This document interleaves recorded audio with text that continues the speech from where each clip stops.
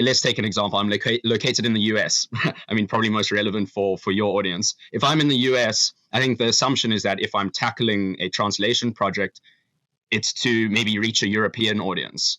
That's the automatic assumption, which is a great assumption because it would be amazing for if you're a US-based business to reach an audience in Europe.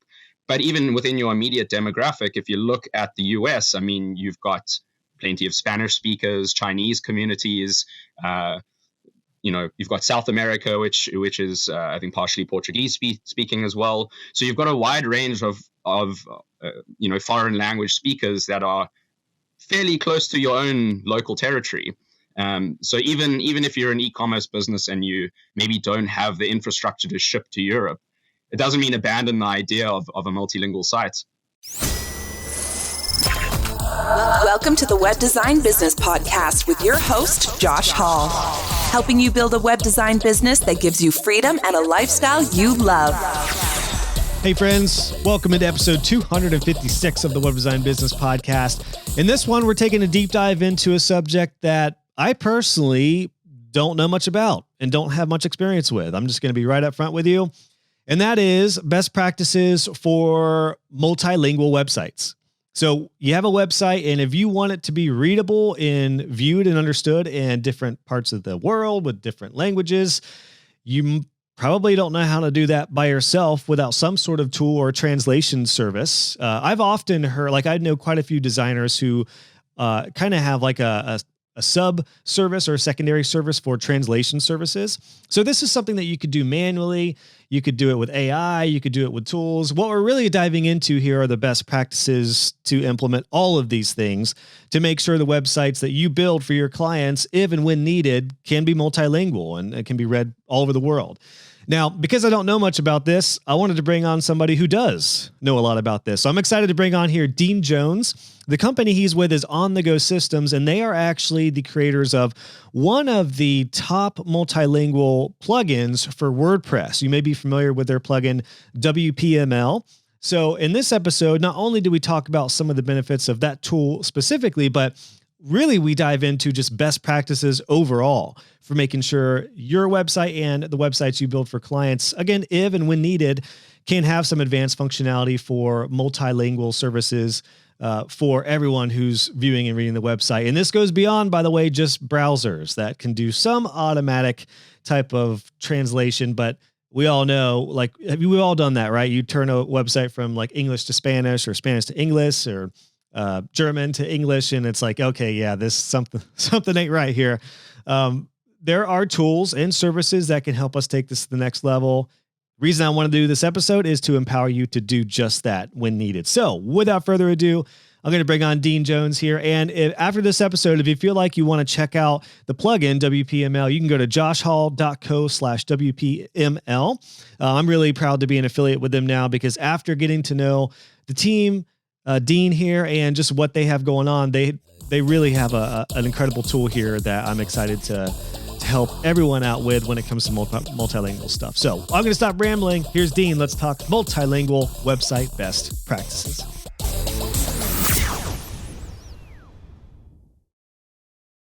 I guess where I'd love to start, Dean, is something I ask a lot of my guests here on the show, which is when somebody asks you what you do, with your position for what is your technical position?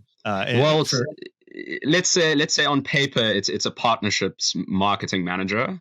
At the time when I started at the company, I came on board more as a partnerships assistant. The reason the word partnerships is popping up there a lot is that, most of our marketing work is centered around partnerships, with our partners being predominantly what we call compatibility partners. So that's just another word for developers, really, third-party developers. Given that we're in the WordPress space, a lot of the work we do is with other third-party developers, maintaining compatibility, and then doing a number of marketing activities around integrations. So I'd say most of the marketing is partnerships related. Hence, the title is Partnerships Marketing Manager, but it encompasses a number of other things as well. Yeah. Well, it's interesting you mentioned that right off the top, because I do feel like the last maybe 3 years in particular, I've seen a big trend and change in partnerships and utilizing that as a kind of a sales funnel rather than just ads or outbound type of advertising. Like there really is so much power. This is something I've learned as a course creator. There's something so powerful about building relationships and not only getting access to their audience, but just like mutual beneficial win-win situations for partnerships. So it makes a lot of sense that what you guys are up to is focusing on the partnership aspect of sales, I guess. I don't know if, it's a little bit different from what I'm used to. I'm kind of learning more about it, but I'm definitely taking that more seriously. So I'm glad to hear that's what's working for you guys. Yeah, totally. And especially in the WordPress ecosystem, which is really our niche, we can say we're in a niche of a niche. So we're working in WordPress, which is a niche in and of itself. And we're in the translation space within WordPress. So it's really, it's a somewhat small audience compared to maybe some other bigger, SaaS products. So it doesn't always work in our favor to kind of go down the road of kind of paid marketing. We touch on things like SEO and that type of work as part of our marketing strategy.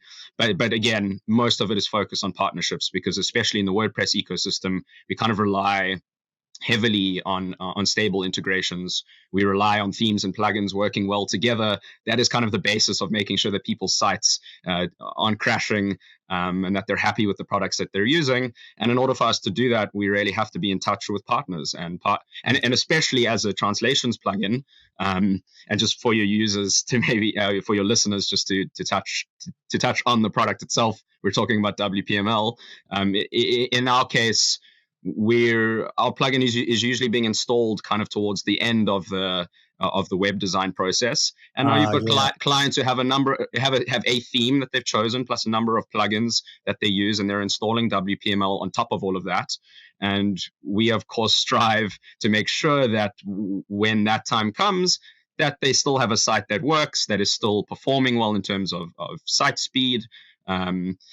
And that is one of our kind of major selling points, is that you can install this plugin and it works, and it does what you want it to do.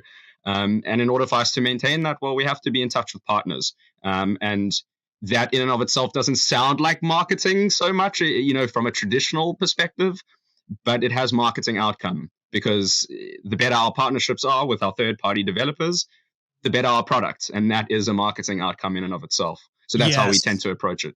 I love that. I'm glad we're starting out with this because I get so many questions from my students and other web design business owners who are looking at different marketing strategies. And I think partnerships is perhaps the one that is most overlooked.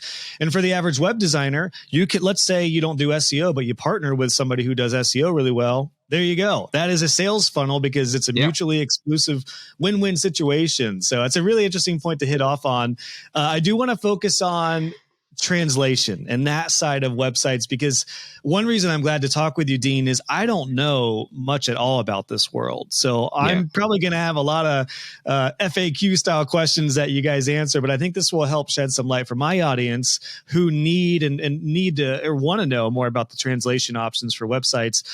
Because again, it's not something I have too much experience with. The couple plugins I chose, which were just like you said, it was like at the very end of the project, and they were like, actually, we'd like for people to read it in Spanish and maybe a couple other languages. So I just found a free one on WordPress and go live. I know that's not always the best case. So I would love to start out with what type of websites typically need translation services. I mean, is this something you guys are seeing common across all websites ideally, or is there for sure certain niches that need website translation plugin or tools? Yeah, so it's a good question. I think if we think about web design in general today, the reason for most people creating a website is probably that they want to sell something. And either in a very direct way where they have an e-commerce site and they've got products that they want to sell, or maybe it's something slightly more abstract like a digital product or a service. But if you've got a site, you're probably trying to sell something. Of course, there is a cluster of sites which is maybe more focused on maybe just individual projects, like you're a musician or you're an artist and you've got a kind of a portfolio type site. There's still a case for that, but I think the majority of this kind of the business benefits comes from sites that are selling something, and that's a large portion of sites. If a business is going to invest some money into a website, well, they want it to be either, like you say, a funnel to drive leads, or to directly sell a product or a service. And when it comes down to that, I mean, if let's say you're a freelance web designer, most of the projects you take on are probably going to be, from a small business who's got something to sell. They need a bit of online presence.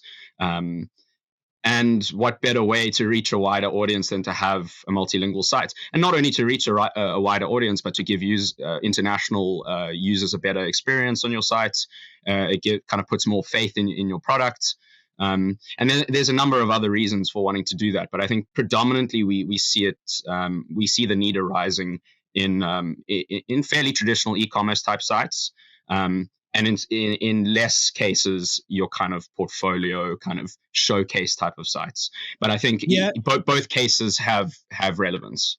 I like that idea of casting a wider net to a broader audience. I mean, even if you're just a local business, you still maybe have a lot of people who don't speak English as a primary language and prefer to view the site in their language if that's not what they speak, depending on where you're at. Totally, yeah. So, and I think that's a good way to think of it. I think a lot of people assume automatically, okay, well, if I'm considering translation and I'm located let's take an example, I'm located in the US. I mean, probably most relevant for your audience. If I'm in the US, I think the assumption is that if I'm tackling a translation project, it's to maybe reach a European audience. That's the automatic assumption, which is a great assumption because it would be amazing if you're a US-based business to reach an audience in Europe. But even within your immediate demographic, if you look at the US, I mean, you've got plenty of Spanish speakers, Chinese communities. You've got South America, which is I think partially Portuguese speaking as well. So you've got a wide range of foreign language speakers that are fairly close to your own local territory. So even if you're an e-commerce business and you maybe don't have the infrastructure to ship to Europe, it doesn't mean abandon the idea of a multilingual site. You can very, very easily kind of localize it to your more immediate audience, which is likely to be multilingual in any case. I mean, I come from South Africa. We've got 11 official languages, so, that in itself is a project. But I think, again, it kind of comes down to the nature of your business, what kind of infrastructure you have to reach certain audiences. You might not have the kind of the practical facilities to, if you're selling physical products, to ship to Europe. Maybe that's a kind of a bigger project, but you can always think about your immediate demographic, and there's likely to be some opportunity that you can take advantage of. And I think that's the kind of, if you want to talk in business terms, the competitive advantage that you could gain maybe over some other small businesses who operate within your immediate space. That if you can tap into some other languages, that gives you a bit of competitive advantage. That's a great point. I really never thought about it like this, but this is a great challenge for every web designer to think about, not only as a competitive advantage, like you said right there, Dean, because this could be a deliverable. This could be a line item in all of your website builds or an add-on that separates you from everybody else. But that idea that just because you serve local clients in Ohio, in my case, doesn't mean that people who don't speak English aren't looking at the website. So this is a great reminder that, there's room for this and a time for this for, I think, probably every website at this point. And I'm actually curious, is I was going to ask this later, but is accessibility involved with multilingual sites as well when it comes to, if a Spanish speaking person goes to a website that is only in English, does that branch into the realm of accessibility? I mean, I guess so to some degree. I would just kind of put that in the broader topic of what we would call I-18N or localization. Localization, I mean, it's kind of a cluster of topics, going multilingual, but also localizing. So I think the localizing part is kind of the nuanced part of it. So you can always make a site multilingual. Like, for example, our plugin has got automatic translation features, which you can use machine translation to quickly translate your content. And that's very nice for certain use cases, but it doesn't necessarily mean that your site is localized. Now, localized means that it's also kind of culturally in line with certain demographics who speak certain languages. And there's numerous examples of this. There's a certain tone that one would speak. I mean, I was working on a project with the Chinese demographic, which is very complex. I don't speak Chinese myself. And if I just go and translate a site into Chinese, well, I don't understand the nuances of the way that the language is delivered. So I think I don't know if that answers your question, but I think that's kind of where maybe the accessibility part comes in. It's kind of, you have to consider more than just, the actual practical translation of the site, but also how that language comes across culturally. Great point. Yeah, there's a number. I mean, if anyone wants to dive into the topic, I mean, it would be localization. I'm not a localization expert, but if you want to investigate the topic, I think it's very interesting. And that's kind of where the human element comes in. So that's a little more integrating like slang or cultural dialect or words that, somebody might say in the UK where we may not say the same thing in the US. Or I mean that's kind of like the I guess the easiest way to conceptualize it is actually just using the English language, the US versus UK. There's not only the spelling differences, but like I can relate it back to South Africa. In South Africa, we don't call it traffic lights, we call them robots. I know it's bizarre, but that's kind of like a localization example. It's like if I'm speaking English to South Africans, I would use, the tone would be different, the language would be different, I would refer to certain things in a different way. And these are fairly nuanced things. But I think that's kind of a nice way to think of, the multilingual topic beyond just translation itself. And in turn, hopefully making it more accessible and approachable to audiences who, when they're engaging with your content, they would like to feel like you've actually spent the time really kind of catering it to them culturally, not just physically or like practically translating. Because I think anyone can do that these days. It's fairly simple with machine translation. But to really do a good job of it, you've got to consider the localization part of it. And I guess this may come down to how the copy is written in the website. I guess a translation plugin, I gather, can only do as good as a job as the content is written. So those cultural differences, for example, on my honeymoon, my wife and I, we met this English couple from the UK, and we made friends with them, and they actually came and visited us. Until that point, I did not know that chips in the UK were French fries in the US. So when he ordered, I think we were out somewhere and we got a burger together, and they said, does it come with chips? And we're like, oh, well, they come with French fries. And they're like, oh, well, that's what we call chips. So it was like that kind of thing. If I were to write French fries, if I were to write chips in some sort of content, I don't know when I would reference chips. I wouldn't put that past myself. You know what I mean? Like, if that's UK, then it's French fry. I meant French fries. So yeah, that's really interesting. So I guess it comes to reason, or it maybe stands to reason that you might, if you are catering to a global audience, you may want to keep things, maybe like less cultural dependent. Is that kind of, this is where it really gets interesting. And if you start considering the topic of SEO, I think this is where these kind of nuances become very important. And this is where you can really take advantage, I think, of business opportunities, where, again, I also don't want to go too deeply into the topic of SEO. So I'm going to kind of assume that hopefully your listeners have a sense of what that is. But if you've got an English site, and we just use your example of the chips and the fries, that in itself is already an opportunity for you to have better visibility in a search engine. So if you are selling chips on your site and you would like to have visibility to a US audience, well, you would want to make sure that you've got a version that you've got a version of your content that is speaking about fries, that is for your US audience, and then another version of the content which is chips, which is for your UK audience. Because you can assume that if someone in the UK is looking for this product, which is fries or chips, they're going to be searching for chips online. They're not going to be searching for fries. And if you only have content on your site which is fries, well, you're missing an opportunity there. You're selling something that they're looking for, but you're simply not localizing your content correctly. And now you can imagine how interesting that gets on a fully multilingual scale. where it's not only fries and chips, but you're adding actually secondary languages, which also have the same kind of nuances. So you want to be able to know, well, what are people searching for in different demographics, so that I can target my content to them on search engines. And I think that's a really big, a major kind of business opportunity. Whether you're running a small business or if you're a freelancer, doing projects for businesses, this is a really important thing to consider. Yeah, that's fascinating. I mean, I was trying to think how this would apply to either my business or most web designers.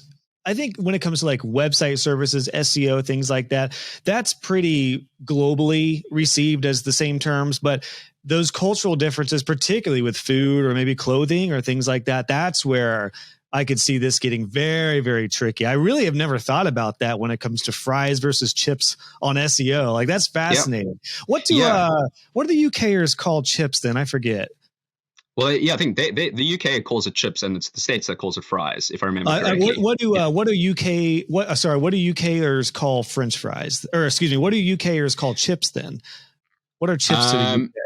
Yeah, I can't even remember. I'm not even based in the UK, so I've got no idea. But I know you're a bit of a world traveler and working all over. Yeah, but it's a good question. But this is kind of the interesting part of it. This is the research that one needs to do. Actually, is if you're running a business or if you're creating content for a business, this is a big part of the research, is to actually,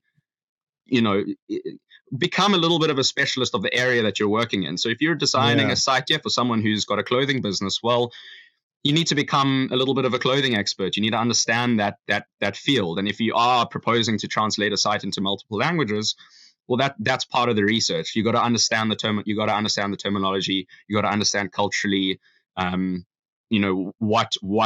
the audience who's reading or engaging with your site in a secondary language would expect to see, or what it is that they're typically searching for on search engines. And I think there's multiple ways to approach this, because not everyone. I also come from a freelance background where I was designing WordPress sites for small businesses mostly, and I'm sure you can attest to this. It's hard to be a jack of all trades and master them all. You tend to be a jack of all trades and kind of the master of none, which is not always a great approach. But I think at least if you have a fundamental understanding of the subjects, it gives you a bit of leverage with your clients to at least suggest these kind of things. And if we go back to the partnerships idea, you can kind of build a small team. You've maybe got your go-to SEO guy who really knows his stuff. But at least you as the web designer, once you've completed the project, you can say, well, look, we've done a project in a primary language.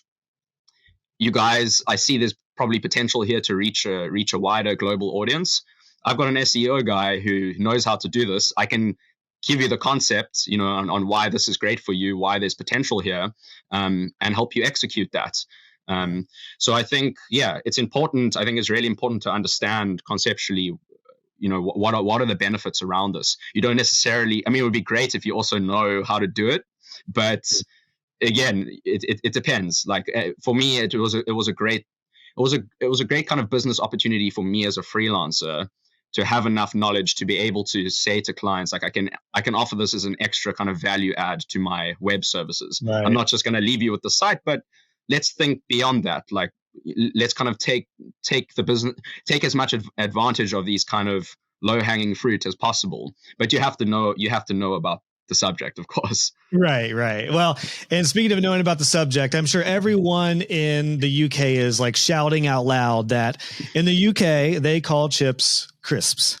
There we go. So I just looked that up just for confirmation. I remember it now. Now I remember Dan, my friend from the UK, telling me that they call them crisps. And maybe there's some other terms. The crisps is like the Lay's, but the but the chips Lay's, is like the fries. Fries, that's it. By the way, anyone listening who may be in that part of the world across the pond, at least in England, let us know if there's other terms. I would love to know that. You can always drop a comment where this podcast is on joshhall.co. I'm kind of curious. So AI is such a huge conversation right now. I'm sure this gets into the realm of translation with what AI kicks out. Do you find, because one thing that I recommend for my students when it comes to AI is to use it for like content generation, for either dummy content or just for assistance. I think AI is a great tool in your toolkit as a web designer. It's not going to replace, I really don't believe it's going to replace us. I think it's a great tool to add on to your toolbox. When it comes to content, do you find that AI writes things and kicks out things that are pretty well broad across all cultures and all content? What's your thoughts on AI and translation and how that correlates? Yeah, well, I mean, I think for us, what I can only speak to, again, what WPML does, and what our plugin does is that it has an option for automatic translation, which I guess you can call it. We can call it. It's either automatic translation, machine translation, AI translation. It's kind of, we intermingle the terminology. But if we're talking about the AI topic, I mean, what we find works best, and this is kind of what we believe at least sets our plugin apart from various other options, is that we give you the option to kind of have best of both. So we've got a translation interface, which allows you can choose to manually input your translations, kind of as call it like a TMS, like a translation management system to some degree. So it's just the interface that allows you to take your primary language and manually translate it into a secondary language in a simple interface. That's one option. Your second option is to use automatic translation. So we've got a proxy that sends translations through either DeepL, Google Translates, or Microsoft. And yeah, so I mean, that would kind of be the AI part, is where we send packets of information through our proxy, through those translation services, automatic translation services, and then it sends it back, and kind of voila, you have your stuff automatically translated. And as we touched on earlier, it's not perfect. So again, this is what what it tends to often miss out is the localization aspect.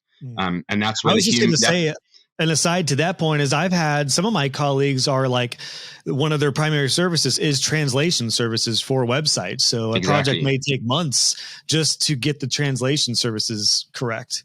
Yeah, exactly. So what we have is we've got those two options, but then we've got this middle ground, which is the option to review automatic translations.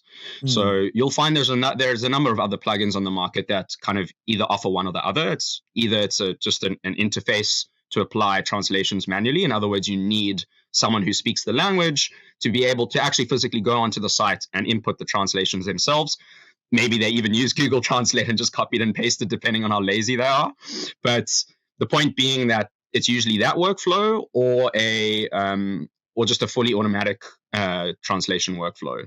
Gotcha. But we've got the option where you can send your content for automatic translation, and then you can review it thereafter. So that kind of saves the bulk of the work. It's almost like the way people use ChatGPT these days. It does the bulk of the work, but you need that kind of final revision at the end to really refine it.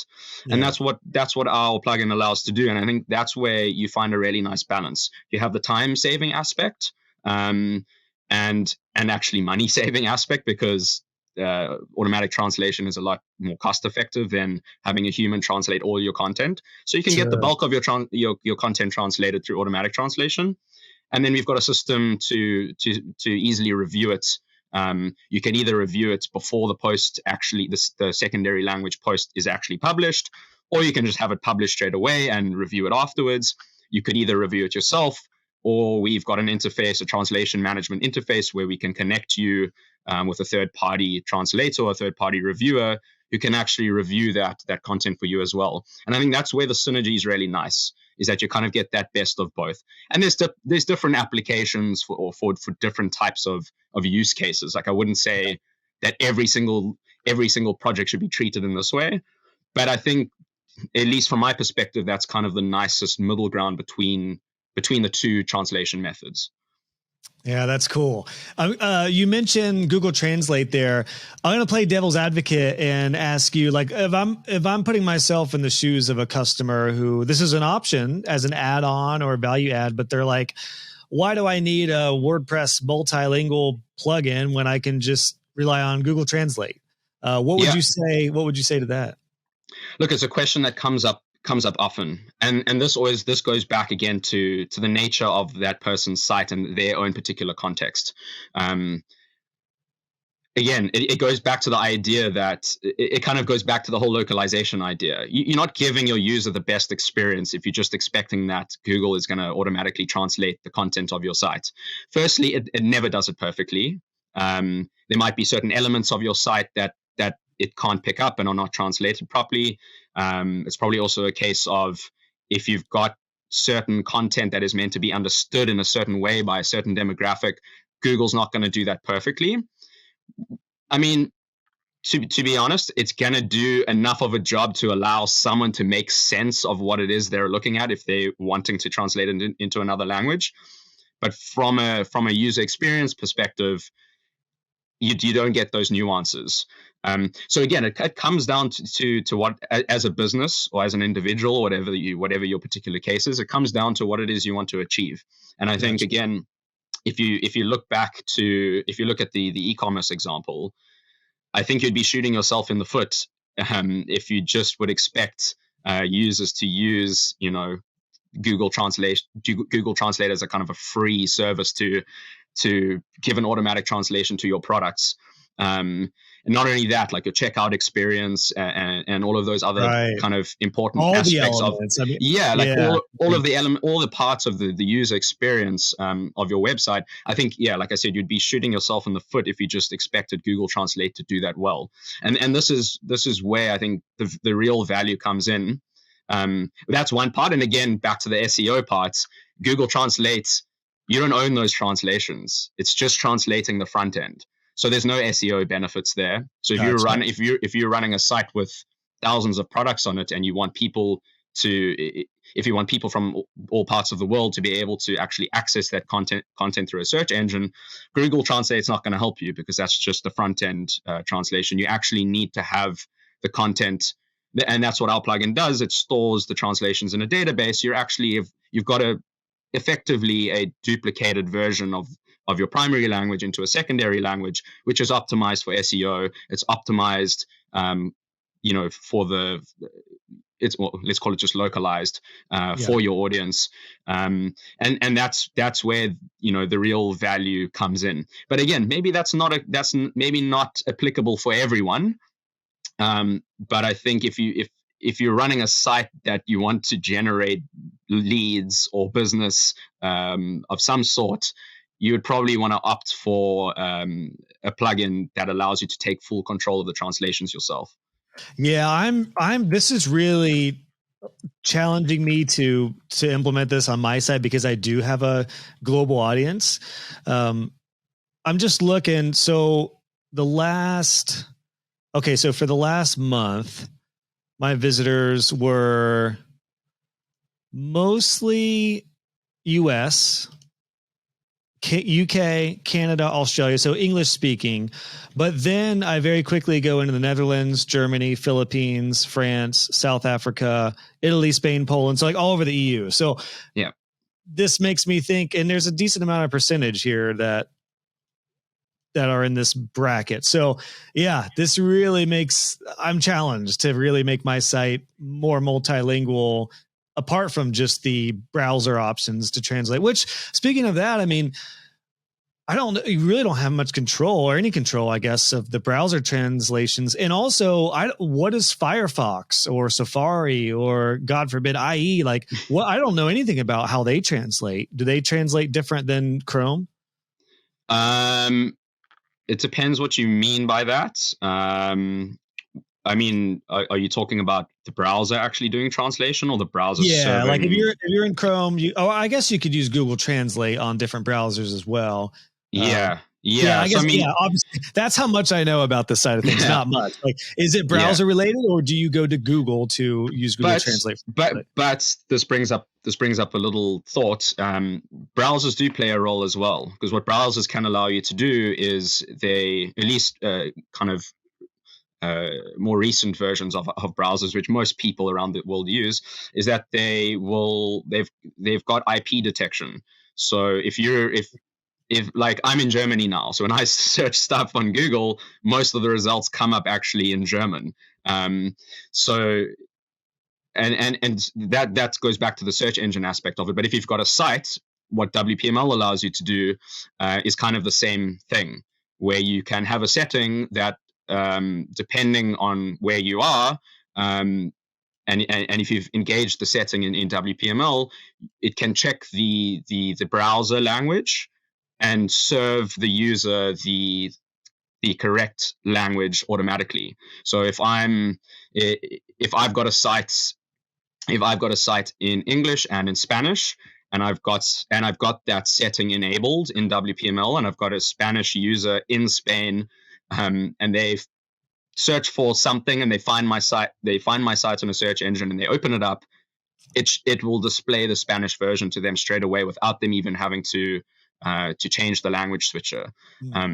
So I mean that's when you're talking about browsers, I mean that's kind of another part of like the user experience where even the browser comes into play, where it can detect user IP.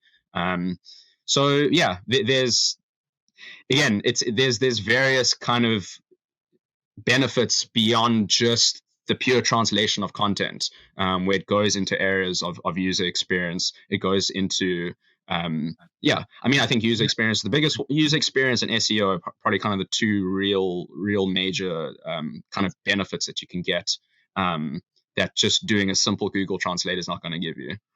Gotcha.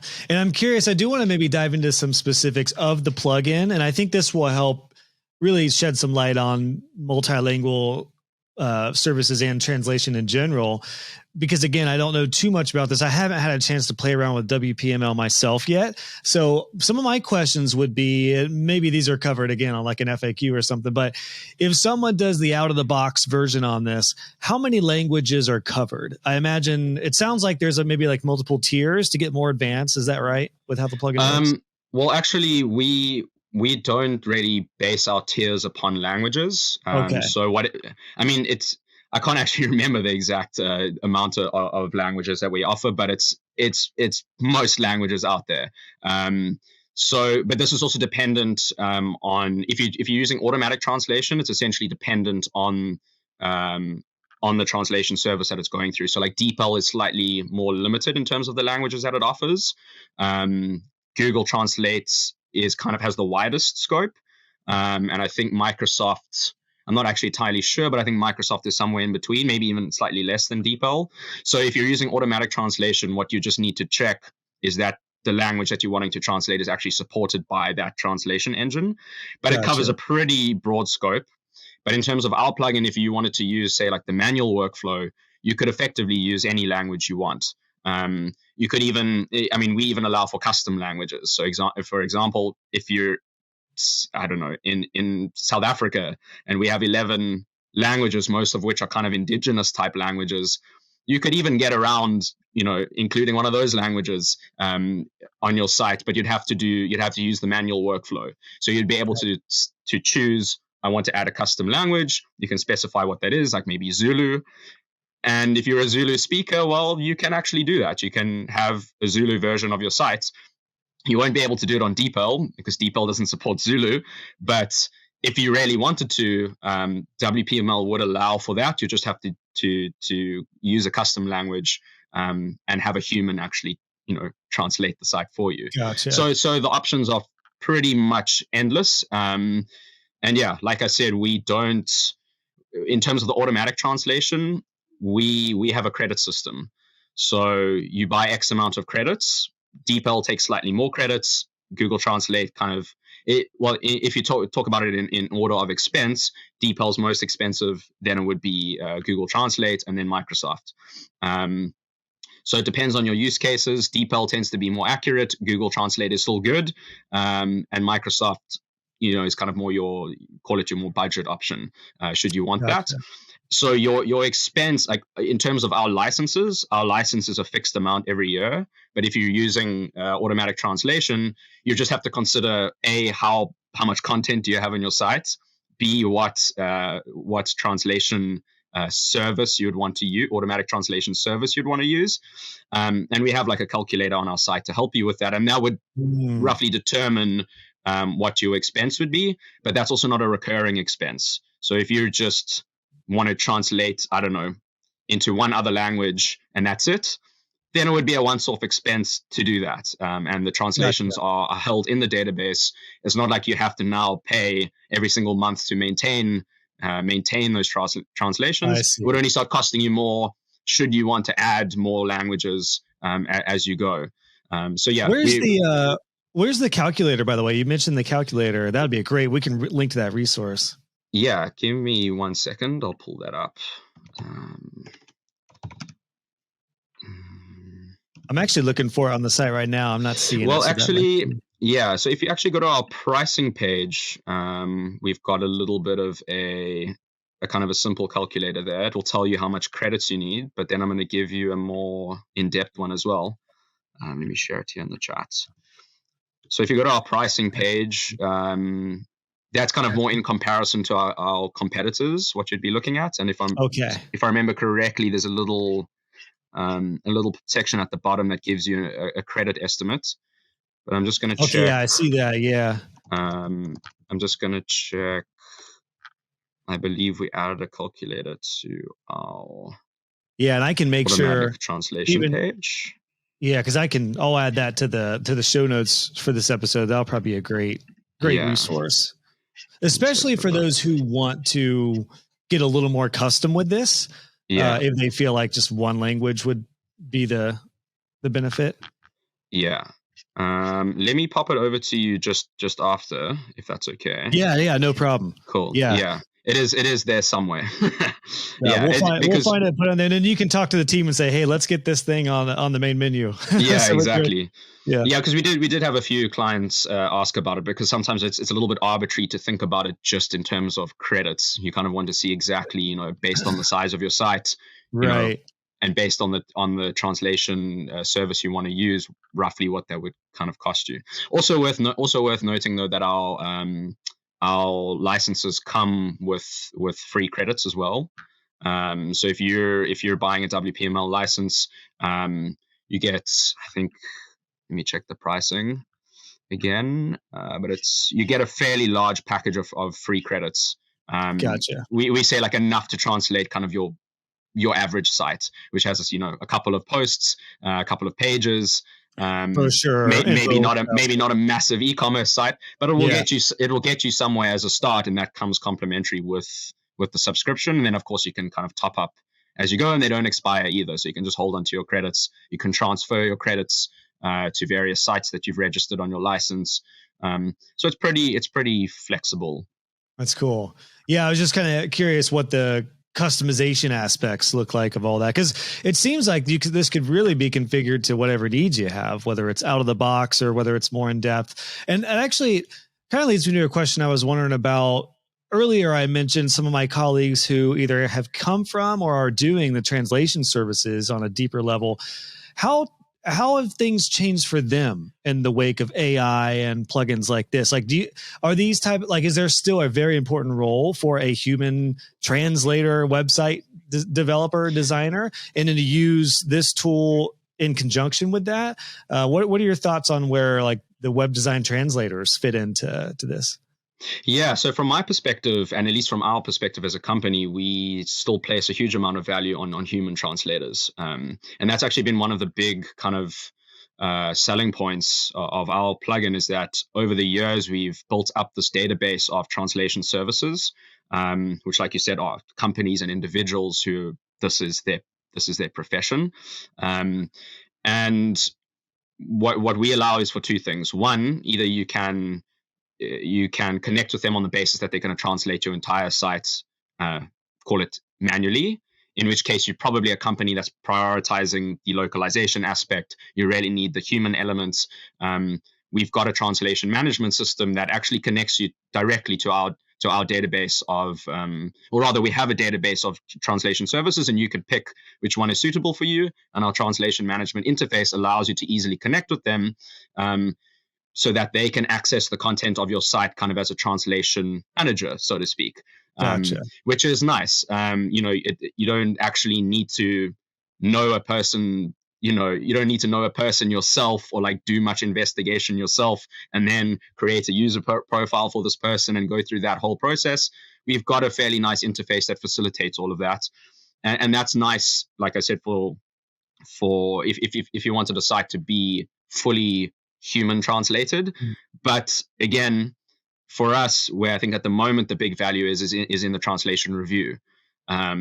So clients are slowly starting to shift over more towards automatic translation, and we're promoting that as well because it is a really great solution. And this is kind of the direction that most not just translation, that most things are going towards, is kind of anything automation. You can automate. Yeah. Exactly. But in the context of translation, I think the human element is still really important, which is why we're still maintaining a full database of translation services. We've actually got an individual at the company who manages that entire side of the business. It's really important for us, and it's also really important for us that we make sure that our translation services are still getting a fair amount of work from our clients. I think just at the moment, it's gravitating more towards review kind of work, Gotcha. where most clients are happy to use automatic translation, but still want that review, and we still recommend that. If you really kind of want the best product with the most business benefit, I think you're going to need to get a human in there at some stage of the process. And if you don't, like I said, I think you're just missing out on potential, especially SEO potential and other business potential. That just kind of requires a human. So that's our general stance on it. Yeah, I love that approach. We've covered some awesome ground on this, Dean, already. I mean, we've really covered a lot of the main questions that I had with the reasons why multilingual sites are important, what type of clients could use them. I'm very challenged by the idea that just because you have local businesses with local clients doesn't mean that you just need to have English, for example. So that's really, really interesting. I'm kind of poking around and getting more familiar with this plugin, WPML, and what you guys have going on. This is really, really, I mean, like I said, I had played around with a couple free ones, but this is the most comprehensive and user-friendly, it looks like. So I'm really, really excited to have this in my tool set and in my toolbox for a lot of my students and colleagues who might need this as well. I know you guys have something else in the works I want to ask about, but before we get to that, one final question I have would be, what is a recent case study or maybe a success story of someone who used this and it really helped build their business? For somebody who is still on the fence on whether this is worth it, do you have a success story recent that you can think of that this really helped either grow their business or grow sales or anything like that? Yeah, so we actually recently worked on a project around charities. So we were offering charities the opportunity to get, provided that they could motivate their case, that we would give a complimentary version of WPML to them, and they would kind of give us a little bit of feedback on how it kind of changed things for them. Because of course, charities we know are usually don't have much funding. They're not big businesses, and we thought it would be an interesting kind of case study for ourselves to see what impact translation could have for various types of charities or NGOs. I wasn't driving that project forward, but one of my colleagues was, and I've kind of been seeing a little bit of the feedback coming in, and it's been overwhelmingly positive. Again, we're not going to have so much figures here, our business went 10x from going multilingual, but we definitely had a lot of, really, really positive feedback to say, well, donations increased because they were able to kind of reach a broader audience. They had bigger scope. More people could find what it is they're doing from different parts of the world. And again, this is a case where they're not selling you something, but the broader their reach, the better. That's kind of the primary driver for them, is the more people we can reach, well, the more money we can get in to go towards our charity work. I mean, what you just said is, to me, the most important thing. The broader the reach. If you have a business, especially if it's an online business or nonprofit like donations, the broader the reach, the better. Otherwise, because you don't want to leave people out. It's very similar to accessibility in the way of you don't want to leave people out if they want to buy your service or donate or whatever it is. I didn't even think about that, but how does it work with Currencies? with different currencies? Does that change the pricing and all that? So that's another big aspect, and that's a huge part of our work actually at WPML. So I mean, for anyone that knows WordPress, I mean, your biggest e-commerce plugin and almost the monopoly in the space is WooCommerce. Pretty much anyone who's using WordPress and is building e-commerce sites is using WooCommerce. We have a specific module called WooCommerce Multilingual, which our team developed in-house and we maintain it. And this is a plugin that does two things. We actually have a free version of the plugin, which is worth noting. The free version does multi-currency specifically. So it's called, if you wanted to check it out on the WordPress repository, the free version is called WooCommerce Multilingual and Multi-Currency. And that's a fairly simple plugin. What it does, it allows you to add a currency switcher to your WooCommerce store. Gotcha. So that doesn't have the multilingual part in it. You need WPML for that. But if you just wanted to have the currency switcher, which is also obviously a critical aspect of if you're selling stuff globally, right, you need to consider that.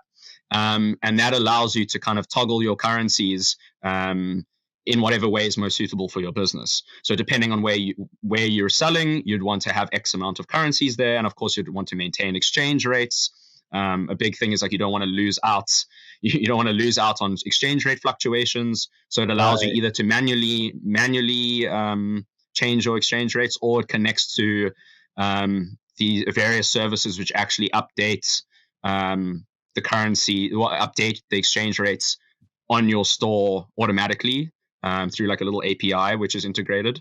So that's kind of the multi-currency part. Plus, you can also do other things like, shipping costs to various parts of the world is going to differ. Like if you're shipping if you're shipping from America to South Africa versus America to, to Europe, you're going to have vastly different. What a value add to not have to do that manually. If that takes care of a lot of that, my gosh. Well, so that part of it you would do somewhat manually because of course you'd want to see depending on what services you're using to do your postage, you can set those into your store yourself. That would depend on who you're using. But in terms of the exchange rates, I mean, no one wants to really go through the headaches of like checking exchange rates all the time and manually updating that. That's where the API comes in. And that, of course, makes sure that you're not losing out based on fluctuations. So that's a major part of running, a global e-commerce store. And then the layer on top of that is, of course, the multilingual part. So that module paired with WPML kind of gives you that full e-commerce package where you've got an e-commerce store in multiple languages with multiple currencies, which, if you're selling stuff globally using WooCommerce, I mean, it's kind of a no-brainer. Yeah. Well, I have that. I just checked it out and got that listed down to make sure we include in the show notes because I didn't even think about that. My gosh, that's a huge part of it. Yeah, and that's a good first start. I mean, even like I said, even if you're in the US and maybe you've got an e-commerce store that's only in English, but you still want the option for users from surrounding areas to be able to purchase from your store. Without going multilingual, you've still got at least that option, which is the multi-currency aspect. It's always, I mean, if you've got an e-commerce store, it's always a good start. Yeah. Well, Dean, I consider me informed, man. This has been great. I really learned a lot in this, and this has challenged the way I've thought about multi-site. Because I'll be honest, I feel a little ignorant coming into this conversation, thinking that multi-site was just for people like in the EU who had a lot of different languages nearby. But my gosh, everyone could use this definitely as a global brand or a global product or service. So yeah, this is really cool. I love what you're up to. I love really kind of the mission of what you guys are up to with the importance of having somebody as the human element of translation services, but along with all the automations you guys are working on. So yeah, this is cool. I want to throw it to you before we end here. Where would you like people to go to check you out and what's ahead? Yeah. So, well, the company I work for is called On The Go Systems. We've got two products, the main one being WPML, which you can check out at wpml.org. That is our translation plugin, which is kind of the main focus of the business. We've also got another plugin called Toolset, which is for slightly more advanced users who want to build dynamic WordPress sites. I won't ramble too much about that, but if that's something that sounds interesting, like let's say one of the big use cases is like a real estate site. If you want to do directories and listings and those kind of sites, it's a great plugin for that. And then that you can check out at toolset.com. Like I said, with WPML, we also have a few of the free plugins, one of them being the WooCommerce Multilingual and Multi-Currency. We have a few other glue plugins that come with the main plugin, which is worth noting. And then we also have a forthcoming project, which is a little bit more for developers. But this is called PTC, which is a private translation cloud, which also harnesses automatic translation, but in the space of software translation. So if you've got an app, whether it be a mobile app or a desktop app, any form of application, you can actually translate your interface into multiple languages. So that kind of extends the scope beyond just the website realm and into software in general. So that is hopefully coming out to the public towards the end of the year. At least that's the aim for now. Gotcha. But yeah, and that's a whole nother topic, but that's something we're working on in the background. I'm curious. We'll do a round 2 on that, because that's definitely a world that I don't venture into much. Awesome, Dean. Well, man, this was fun. I learned a lot. I think everyone probably took some good takeaways from this one, hopefully so. So we'll have a lot. We covered a lot of resources. We'll make sure we have some stuff linked at joshhall.co where this podcast is at. So yeah, man, thanks for your time. I love what you guys are up to. Everyone can check out WPML.org. So yeah, Dean, thanks for your time, man. Thanks for sharing some goods here today. Great. Yeah, it's been my pleasure. Thank you very much. Awesome. Cheers, man. So there we go, friends. I hope you learned as much as I did in this episode when it comes to best practices for multilingual websites. Again, highly recommend checking out Dean's company's plugin, WPML. You can go to joshhall.co/WPML to check that out. And overall, I just hope this episode gave you some good insight on the importance of multilingual services and tools and what's available for us now to make sure, in short, our websites can be read and viewed by everyone, especially if you're working with a business that is global and has different eyes in different countries on it. So can't wait to hear your thoughts. If you would like to drop a comment and let me know a takeaway, I do read comments on all the podcast episodes. In this case, just go to joshhall.co/256. You can leave a comment on there. Tons of resources that we went over that are going to be linked over there at that link too, joshhall.co/256. And again, if you'd like to check out the WPML plugin, go to joshhall.co/WPML. If you would, that's my affiliate link that will drop you over there. And cheers to making sure your websites are as multilingual as possible, friends. I'll see you on the next episode.